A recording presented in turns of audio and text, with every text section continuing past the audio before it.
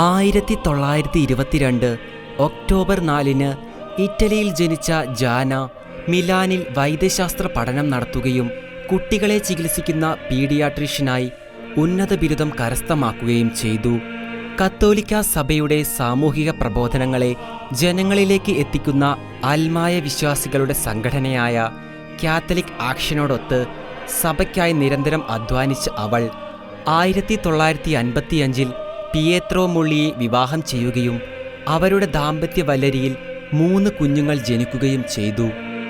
മാതൃത്വത്തിൻ്റെയും doctor ഉദ്യോഗത്തിൻ്റെയും ദൈവനിഷ്പക്ഷിതമായ കടമകൾക്കൊപ്പം ഉന്നത ക്രൈസ്തവ ജീവിതം നയിക്കുന്നതിനിടയിൽ 1961 ജാന 4ാമത്തെ കുഞ്ഞിനെ ഗർഭം ധരിക്കുകയും 2ാം മാസത്തിൽ ഭ്രൂണത്തോടൊപ്പം വളരുന്ന ഒരു മുഴ കണ്ടെത്തുകയും സ്വന്തം ജീവിതം രക്ഷിക്കാനായി ഭ്രൂണത്തെ നശിപ്പിക്കുക എന്ന മാർഗം അവൾക്ക് മുന്നിൽ നിർദ്ദേശിക്കപ്പെടുകയും ചെയ്തു.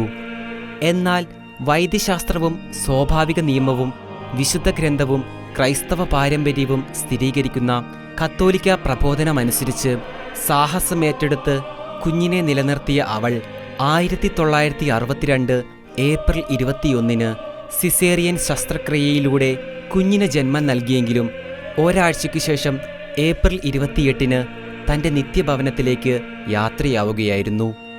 ദൈവസ്നേഹത്തിൻ്റെ ശ്രദ്ധേയമായ സന്ദേശവാഹക എന്ന് വിശുദ്ധ ജോൺ പോൾ രണ്ടാമൻ പാപ്പ വിശേഷിപ്പിച്ച ജാനയുടെ നാമകരണ ചടങ്ങുകളിൽ അവളുടെ ഭർത്താവും 4 മക്കളും സന്നിഹിതരായിരുന്നു.